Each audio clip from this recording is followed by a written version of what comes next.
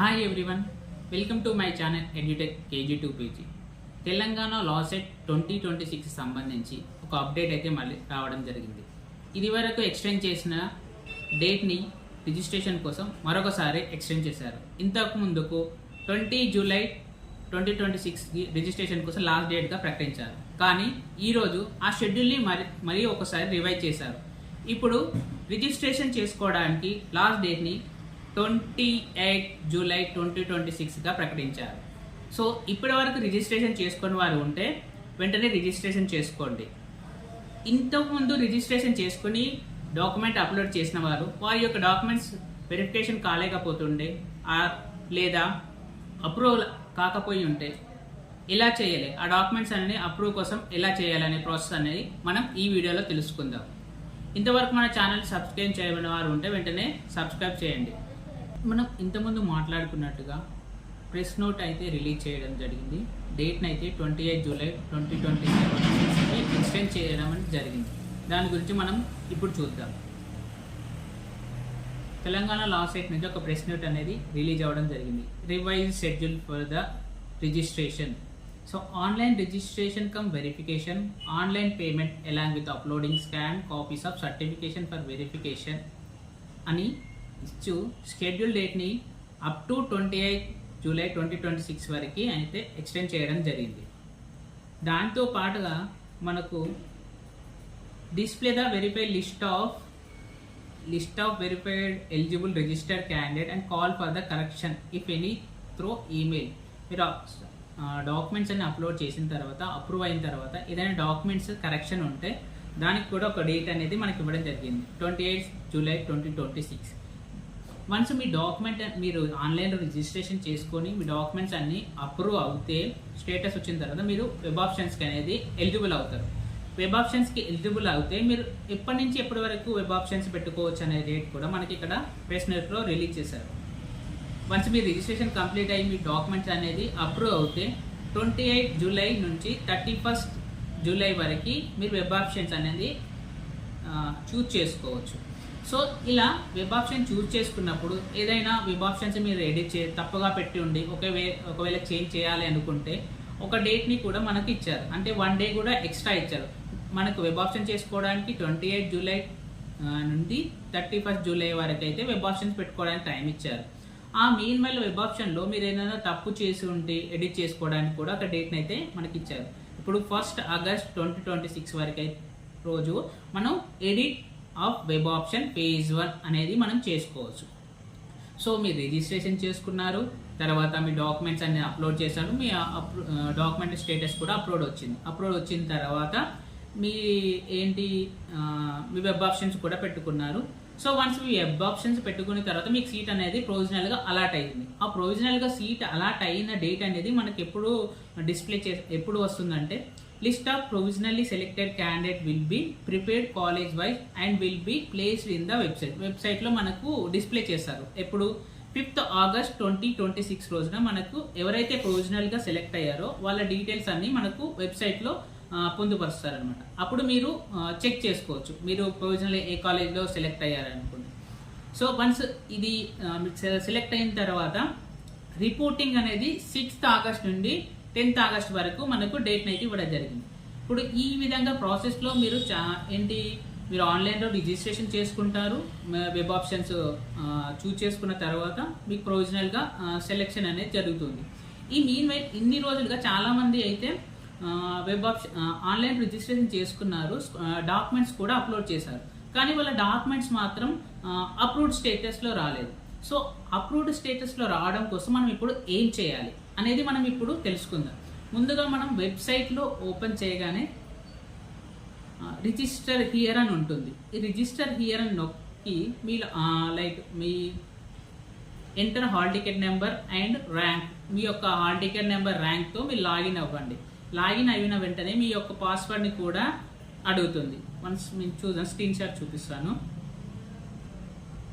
ఇలా లాగిన్ అయితే మీ యొక్క enter hall ticket number and rank ఇలా ర్యాంక్ చేసిన తర్వాత లాగిన్ ఎంటర్ చేయండి. నెక్స్ట్ పేజ్లో మీకు పాస్వర్డ్ అడుగుతుంది, ఎంటర్ ద పాస్వర్డ్ అని అంటుంది.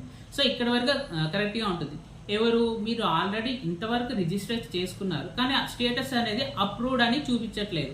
ఓన్లీ మీకు ఎక్కడి వరకు సబ్మిటెడ్ డాక్యుమెంట్స్ వెరిఫైడ్ అని చూపిస్తుంది, స్టేటస్ మాత్రం అప్రూవ్డ్ అని చూపించట్లేదు. అలాంటి వారి కోసం ఏం చేయాలో ఇప్పుడు చూద్దాం. మీ డాక్యుమెంట్ రిజిస్ట్రేషన్ ఆన్లైన్లో రిజిస్ట్రేషన్ చేసుకొని మీ డాక్యుమెంట్స్ అన్ని అప్రూవ్ అయినాక కూడా మీ డాక్యుమెంట్స్ అన్ని వెరిఫై అయ్యి ఉంటాయి కానీ అప్రూవ్ స్టేటస్ అనేది ఇంకా అలానే ఉండిపోతుంది. అలాంటి వాళ్ళు ఏం చేయాలంటే వన్స్ మీరు ఇలా స్టేటస్ మీకు అప్రూవ్డ్ అనేది గ్రీన్ మార్క్ లేకపోతే మీరు మనకు వెబ్సైట్లో ఒకటి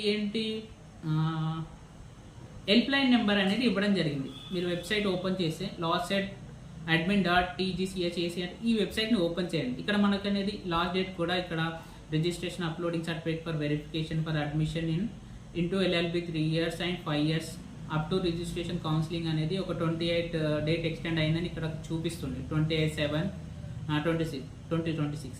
సో ఇక్కడ కిందిగా వచ్చినట్లయితే మనకైతే హెల్ప్ లైన్ సెంటర్ అని ఇక్కడ ఇచ్చారు. హెల్ప్ లైన్ నెంబర్ ఏంటి 9908021100. ఈ నెంబర్కి మీరు కంటిన్యూస్గా ట్రై చేస్తూ ఉండండి.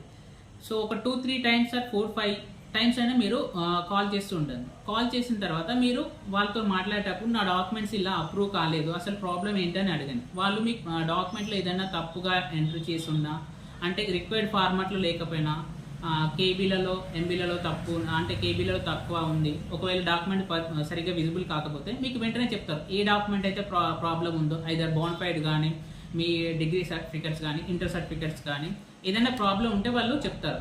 ఆ చెప్పిన డాక్యుమెంట్ మీరు మళ్ళీ రీఅప్లోడ్ చేయాల్సి ఉంటుంది. దానికోసం అనేది మనకి ఈమెయిల్ సర్వీస్ అనేది ఇచ్చారు. ఇలా ఇక్కడ మీరు ఈమెయిల్ సర్వీస్ ఉంది కదా, ఈ ఈమెయిల్ సర్వీస్లో ఇక్కడ ఎంటర్ చేయగానే మీకు ఇలా ఒక విండో అనేది ఓపెన్ అవుతుంది. ఈ విండోలో మీకు వాళ్ళు చెప్పినట్టు ఏదైనా డాక్యుమెంట్ అప్లోడ్ చేయాలనుకోండి, ఈ డాక్యుమెంట్ని ఇక్కడ లాగిన్ అవుతూ మీ డాక్యుమెంట్ అనేది రీఅప్లోడ్ చేయాల్సి ఉంటుంది. ఇక్కడ మీ హాల్ టికెట్ నెంబర్ వేయండి, అలాగే పాస్వర్డ్ ఇచ్చి లాగిన్ చేయండి. లాగిన్ చేస్తే వెంటనే మీకు ఇలా వచ్చేస్తుంది. ఇలా లాగిన్ ఎంట్రీ డీటెయిల్స్ చేస్తే విండో అనేది ఈ విధంగా ఓపెన్ అవుతూ మీ యొక్క డీటెయిల్స్ అనేది ఇక్కడ డిస్ప్లే అవుతుంది. ఇక్కడ చూడండి Telangana LAWCET admission compose inbox sent sign out, దాంతోపాటు మీ యొక్క హాల్ టికెట్ నెంబరు, మీ నేము, మీ మెయిల్ ఐడి ఇలా కనిపిస్తుంది.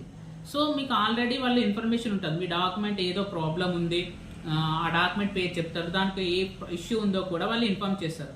ఆ ఇన్ఫార్మ్ చేసినప్పుడు మీ యొక్క డాక్యుమెంట్ ఏ డాక్యుమెంట్ అయితే మనం అప్లోడ్ చేయాలనుకుంటామో, ఫర్ ఎగ్జాంపుల్ పర్పస్ ఇక్కడ చూపించాం కదండి, ఇక్కడ నేమ్స్ అనేది వరకు మీకు కనపడుతుంది, ఈమెయిల్ ఐడి పర్పస్ కూడా ఉంటుంది. సో పర్పస్లోకి వెళ్ళి మీ పర్పస్ కూడా మళ్ళీ మనకు తెలుస్తుంది, either రిక్వెస్టా, కంప్లైంటా, సజెషనా, ఫీడ్బ్యాకా, క్వీరీ రిక్వెస్టా.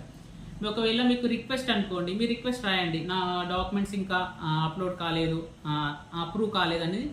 For example request choose చేసుకున్నాం అనుకోండి, ఇన్కమ్ సర్టిఫికేట్, ఏ ఎడ్యుకేషన్ సర్టిఫికేటా, స్టడీ సర్టిఫికేటా, కేటగిరీ సర్టిఫికేటా, ఏ సర్టిఫికేటో ఆ సర్టిఫికేటు మీరు ఇక్కడ చూజ్ చేసి సబ్ కేటగిరీ చెక్ చేసి సబ్జెక్ట్ రాయండి.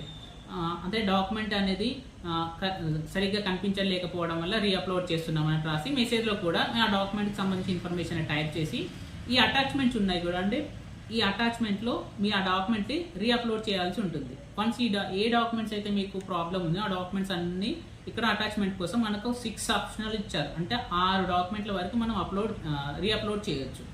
సో ఇక్కడ అనేది మీరు రిక్వెస్ట్ అనేది ఇచ్చేటప్పుడు ఏంటి ప్రాబ్లము మీరు ఇక్కడ కరెక్ట్గా చూజ్ చేసుకోండి, కేటగిరీ చూజ్ చేసుకోండి, ఇన్కమ్ సర్టిఫికేటా, ఇన్కమా, లేక ఎడ్యుకేషన్ సర్టిఫికేటా, ఈ సర్టిఫికేట్స్ అన్ని చూజ్ చేసుకొని దాన్ని మీరు సబ్మిట్ చేయండి.